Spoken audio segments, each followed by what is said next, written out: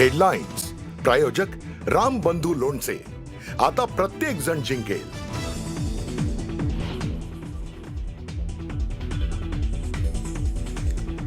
ठाकरेंची शिवसेना आणि मनसेमध्ये जागा वाटपावरून तिढा. दोन्ही पक्षांच्या नेत्यांच्या उपस्थितीत पुन्हा एकदा बैठक.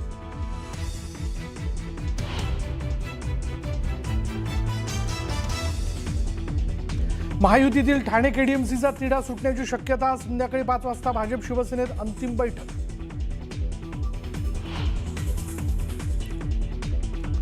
पुण्यातील जागांसंदर्भात अजित पवार आणि उदय सामंतांमध्ये प्रदीर्घ चर्चा. पुण्यात राष्ट्रवादी आणि शिवसेना एकत्र येण्याची शक्यता.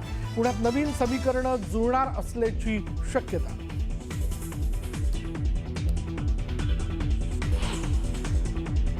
पुण्यात कुख्यात गुंड बंडू अंधेकरने महापालिका निवडणुकीसाठी उमेदवारी अर्ज भरला.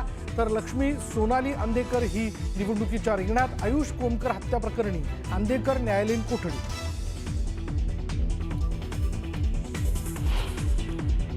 खोपोलीमधील शिवसेना कार्यकर्ते मंगेश काळोखेंच्या निर्गुण हत्येचं सीसीटीव्ही फुटेज समोर. 5 हल्लेखोरांकडून भर रस्त्यात धारदार शस्त्रानं सपासप वार.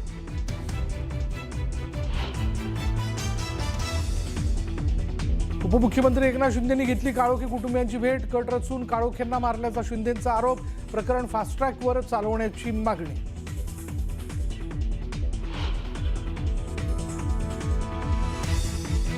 ठाण्यातील वागळे इस्टेटमध्ये सीसीटीव्हीत कैद बिबट्या.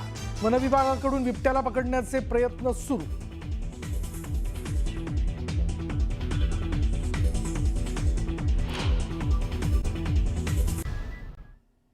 नमस्कार, मी अमित गद्रे. तुम्ही पाहता न्यूज 18 लोकमत आणि या बुलेटिनमध्ये घेऊया बातम्यांचा वेगवान आढावा.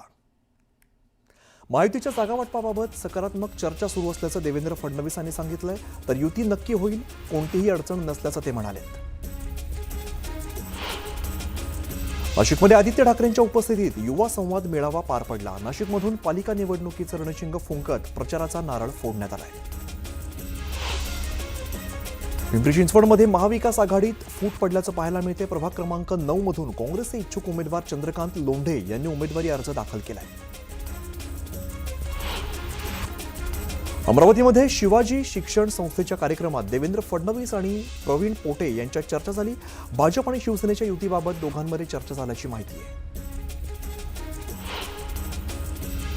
सोलापूर महानगरपालिका निवडणुकीसाठी मवियाचा फॉर्म्युला ठरलाय. काँग्रेस 45, ठाकरेंची शिवसेना 30, शरद पवारांची राष्ट्रवादी 20 आणि माकप 7 जागांवरती निवडणूक लढवणार आहे. तर सोलापुरात मनसेही मवियामध्ये सामील झाली आहे. अजित पवारांना आम्ही आमचा निर्णय कळवल्याची माहिती अंकुश काकड्यांनी दिली आहे. तर निवडणुकीसंदर्भात कोणतीही चर्चा झाली नसल्याचं ते म्हणाले. चिपळूणमध्ये भास्कर जाधव यांच्या कार्यालयामध्ये शिवसैनिक आणि मनसैनिकांनी जल्लोष केलाय. उद्धव ठाकरे आणि राज ठाकरे यांच्या युतीचा निर्णय हे केवळ राजकीय समीकरण नसून महाराष्ट्रातील मराठी माणसाच्या भावनेचा विजय असल्याचं भास्कर जाधव म्हणाले.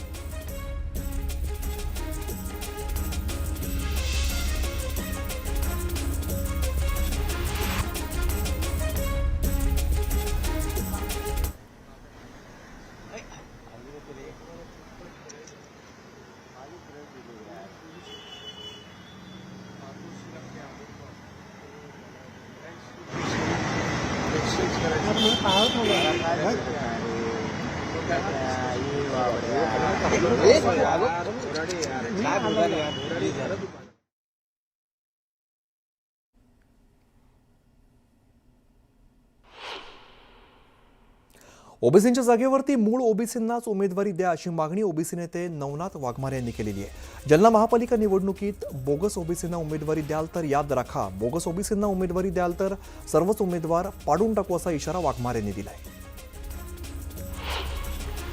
पंढरपूरच्या सांगोल्यामध्ये भाजपाच्या चिंतन बैठकीचं आयोजन करण्यात आलेलं होतं. नगरपालिका निवडणुकीमध्ये भाजपाच्या पराभवाची जबाबदारी स्वीकारून जिल्हाध्यक्ष यांनी राजीनामा देण्याची मागणी करण्यात आली आहे. पुण्यात कुख्यात गुंड बंडू अंधेकरने महापालिका निवडणुकीसाठी उमेदवारी अर्ज दाखल केलाय. तर लक्ष्मी सोनाली अंधेकर सुद्धा निवडणुकीच्या रिंगणात उतरणार आहे. आयुष कोमकर हत्ये प्रकरणात अंधेकर न्यायालयीन कोठडीत आहे. फाडून घेण्याचा प्रयत्न आम्ही करतो. Thank you sir. थँक्यू. विदेश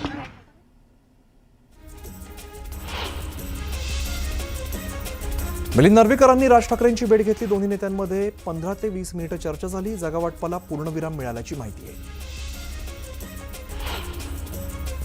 कोल्हापूरच्या महाडिक कुटुंबातील तिसरी पिढी राजकीय आखाड्यात उतरलेली आहे. धनंजय महाडिक यांचा मुलगा कृष्णराज महाडिक यांनी शक्तीप्रदर्शन करत मनपा निवडणुकीसाठी उमेदवारी अर्ज दाखल केला आहे. नाशिकमध्ये भाजपाकडून 122 जागा लढवण्याची तयारी सुरू असल्याची माहिती आहे. तर शिंदेंच्या शिवसेनेच्या 45 जागांचा प्रस्ताव भाजपाने अमान्य केला आहे. भाजप शिवसेनेला 35 जागा सोडत असल्याने चर्चा फिसकटल्याची माहिती आहे.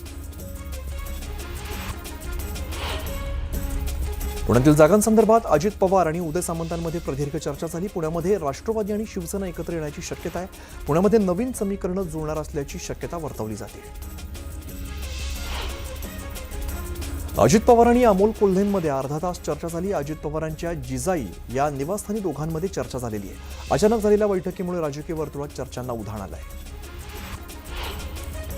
आदित्य ठाकरे नाशिक दौऱ्यावरती आहेत. त्यांनी यावेळेला वृक्षप्रेमींसोबत संवाद साधलाय. दरम्यान त्यांनी तपोवन परिसरात झाडांची पाहणी सुद्धा केली. जागावाटप जाहीर होण्यापूर्वी ठाण्यामध्ये भाजपाकडून प्रचाराला सुरुवात करण्यात आलेली आहे. ठाण्यामध्ये 16 ठिकाणी भाजपाने जोरदार बॅनरबाजी केली आहे. नमो भारत नमो ठाणे शीर्षकाखाली बॅनर्स लावण्यात आले. शिवसेना भवनात उद्या महत्त्वाच्या बैठकीचं आयोजन करण्यात आलेलं आहे. उद्धव ठाकरे शाखा प्रमुखांसह पदाधिकाऱ्यांना मार्गदर्शन करणार आहे. काँग्रेसमध्ये प्रवेश केलेल्या प्रशांत जगतापांची कोंडी करण्याचा शरद पवारांच्या राष्ट्रवादीचा प्रयत्न आहे. जगताप लढवणार असलेल्या 2 जागांची पवारांच्या राष्ट्रवादीची मागणी अंतिम निर्णय सुप्रिया सुळे घेणार अशी माहिती समोर येते. खोपोलीतील शिवसेना पदाधिकारी मंगेश काळोखे हत्या प्रकरणी रवींद्र देवकर, दर्शन देवकरला पोलिसांनी ताब्यात घेतलंय. रायगड पोलिसांनी कारवाई केली आहे. खोपोलीनंतर आता कर्जतच्या नगरसेवकाचा नंबर अशी कमेंट सोशल मीडियावरती व्हायरल होते.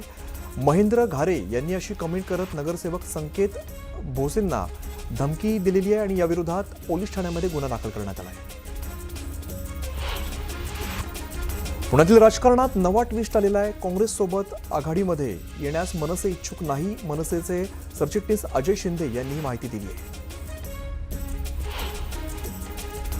जालन्यामध्ये महायुतीच्या जागा वाटपाची चर्चा अंतिम टप्प्यात आली आहे. लवकरच जागा वाटपाचं चित्र स्पष्ट होणार असल्याचं रावसाहेब दानवेंनी सांगितलं आहे. कोल्हापूर काँग्रेसची पहिली 48 जणांची यादी ही जाहीर झालेली आहे. पहिल्या यादीमध्ये 18 माजी नगरसेवकांचा समावेश आहे. जिल्हाध्यक्ष सतेज पाटील यांनी ही यादी जाहीर केली आहे. चंद्रपूरमध्ये आम आदमी पक्षाने उमेदवारांची पहिली यादी जाहीर केलेली आहे. पहिल्या यादीमध्ये 66 पैकी 10 नावांचा समावेश आहे. दरम्यान मवियाने फसवणूक केल्याचा आरोप आपनं केला आहे. धुळ्यात भाजपाच्या कोर कमिटीची महत्त्वाची बैठक संपन्न झाली. धुळ्यामध्ये भाजपाने 55 जागांवरती दावा केलाय. तर उमेदवारीबाबत मुंबईत अंतिम निर्णय होणार असल्याचं जयकुमार रावल यांनी सांगितलंय. अमरावतीमध्ये ठाकरेंच्या शिवसेनेचे नेते गजानन लवटेंनी भाजप खासदार अनिल बोंडेंची भेट घेतलेली आहे. या अचानक झालेल्या भेटीमुळे राजकीय वर्तुळात चर्चा होत आहे. तळेगाव दाभाडे नगर परिषदेत नवनिर्वाचित नगराध्यक्ष संतोष दाभाडे आणि सीओंच्या उपस्थितीत बैठक झाली. बैठकीमध्ये शहराच्या विकासाबाबत चर्चा करण्यात आली. यवतमाळमध्ये ठाकरेंच्या शिवसेनेत अंतर्गत गटबाजी असल्याचं समोर आलंय. शिवसेनेने नगर परिषद निवडणुकीत 58 पैकी 33 जागेवर आपले उमेदवार उभे केलेले आहेत. मात्र एकही उमेदवार निवडून आलेला नाहीये. चांदूर महापालिकेसाठी 1328हून अधिक नामनिर्देशन पत्रांची उचल करण्यात आली. 30 डिसेंबर ही अर्ज दाखल करण्याची अंतिम तारीख असल्यामुळे उमेदवारांकडून अर्ज घेण्याची प्रक्रिया सुरू झाली आहे. वसई विरारमध्ये मतदान सुरळीत व्हावं यासाठी वॉर रूम प्रशिक्षणाला सुरुवात झाली आहे. मतदान प्रक्रिया पारदर्शक, बिनचूक आणि सुरळीत पार पडण्यासाठी प्रशासनानं कंबर कसली आहे. बारामतीमधील विद्या प्रतिष्ठानच्या आर्टिफिशियल इंटेलिजन्स कॉलेजचं उद्या गौतम अदानी यांच्या हस्ते उद्घाटन पार पडणार आहे. दरम्यान कार्यक्रम स्थळाची पाहणी करत शरद पवारांनी तयारीचा आढावा घेतला आहे.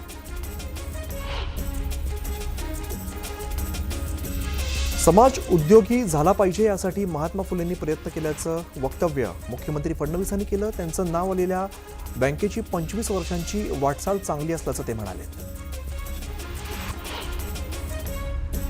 सिल्लोड तालुक्यामध्ये आमदार अब्दुल सत्तार यांच्या हस्ते विविध विकास कामांचं लोकार्पण पार पडलं. 7,50,00,000 रुपयांच्या विविध विकास कामांचं लोकार्पण आणि मंजूर कामांचं भूमिपूजन आमदार अब्दुल सत्तार यांच्या हस्ते संपन्न झालंय. ओमराजे निंबाळकर यांना सह्याद्री भूषण पुरस्कार देण्यात आलाय. साल्हेर किल्ला केवळ उंचीचा नाही तर तो शौर्य, स्वाभिमान आणि स्वराज्याच्या इतिहासाचा सर्वोच्च शिखर असल्याचं निंबाळकरांनी म्हटलंय. मराठा आंदोलक मनोज जरांगेंची प्रकृती खालावली. उपचारासाठी जरांगे छत्रपती संभाजीनगरच्या गॅलेक्सी रुग्णालयामध्ये दाखल झालेले आहेत. त्यांना ताप आल्याची प्राथमिक माहिती समोर येते. मनमाड इंदूर रेल्वे मार्गासाठी रेल्वे प्रशासन आणि महसूल विभागाने सुरू केलेल्या भूसंपादनास मालेगाव तालुक्यातील 20 गावातल्या शेतकऱ्यांनी विरोध केलाय. पुणे इंदूर महामार्गावरती रास्ता रोको करत शेतकऱ्यांनी निदर्शनं केली आहेत. धाराशिव जिल्हाधिकारी कार्यालयासमोर आदिवासी पारधी कुटुंबातील मुलाबाळांसह आमरण उपोषण सुरू केलेलं आहे. या उपोषणाचा आजचा हा दुसरा दिवस आहे.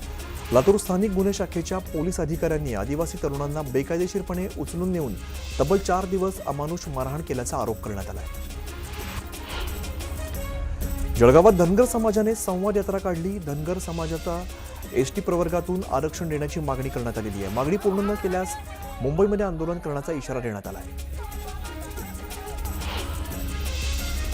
साई भक्तांसाठी 14 कोटी रुपये खर्चून बांधण्यात आलेलं भक्तनिवास प्रशासनाच्या ढिसाळ कारभारामुळे गेल्या 4 वर्षांपासून धुळखात पडून आहे. त्यामुळे भक्तनिवासाबाहेर असलेल्या रस्त्यावरती पायी पालखीतील भक्तांना मुक्काम करावा लागतोय. वर्ध्याच्या जिल्हा सामान्य रुग्णालयामध्ये नवजात अर्भक आढळलेला आहे. पोलिसांकडून अधिकचा तपास केला जातोय.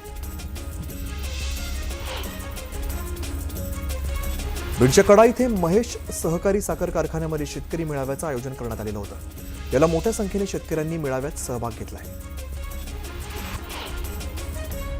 भंडाऱ्याच्या लाखोरी गावाजवळ 3 अस्वलांचा वावर आढळलेला आहे. त्यामुळे परिसरात भीतीचं वातावरण निर्माण झालंय.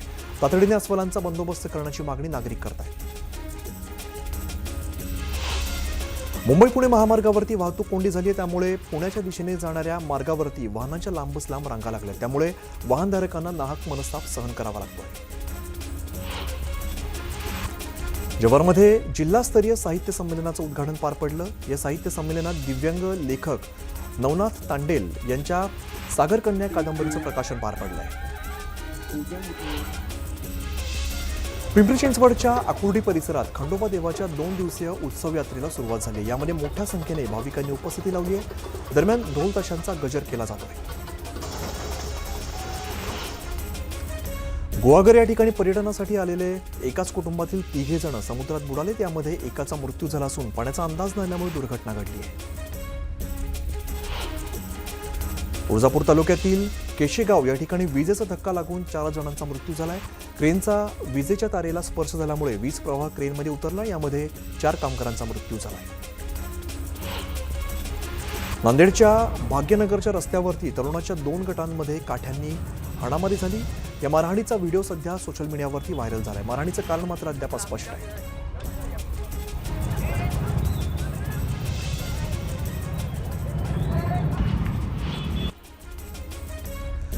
नांदेडमध्ये गोदावरी नदीतून अवैध रेती उत्खनन करणाऱ्यांवरती महसूल विभागाने कारवाई केली. अवैध वाळूच्या 2 बोटी उद्ध्वस्त करत 35 लाखांचा मुद्देमाल पोलिसांनी हस्तगत केलाय.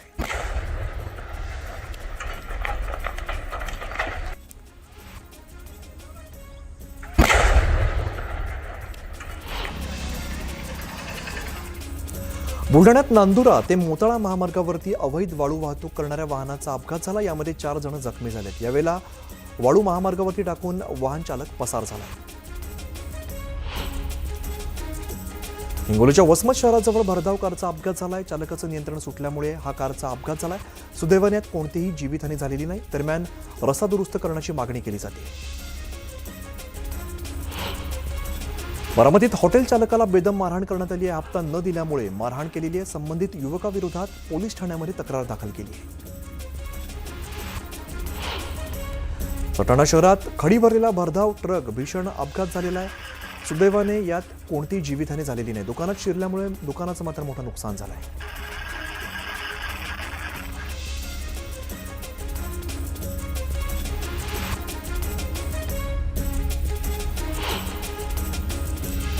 यवतमाळमध्ये नामांकित हार्डवेअर दुकानातून 5,42,000 रुपयांची रोकड असलेली बॅग चोरीला गेली आहे. बॅग चोरणारा दूध विक्रेता असल्याचं समोर आलंय. दिनेश मंडाले असं चोरट्याचं नाव आहे. चोरट्याकडून संपूर्ण मुद्देमाल जप्त करण्यात आला आहे. सोलापुरात मवियाच्या बैठकीत शिवसेना उभाटा पक्ष आणि मनसेमध्ये वाद झाला. प्रभाग क्रमांक 8 मधील जागेबाबत चर्चा करत दोन्ही पक्षाच्या पदाधिकाऱ्यांमध्ये शाब्दिक बाचाबाची झाली. उमेदवारीसाठी भाजप पदाधिकाऱ्याने पत्नीसह आमदार कार्यालयात ठिय्या आंदोलन केलेलं आहे. ऐनवेळी उमेदवारी डावलण्यात येत असल्याचा आरोप करण्यात आला आहे. एक छोटासा ब्रेक, लगेचच परत येतोय. पाहत रहा न्यूज 18 लोकमत.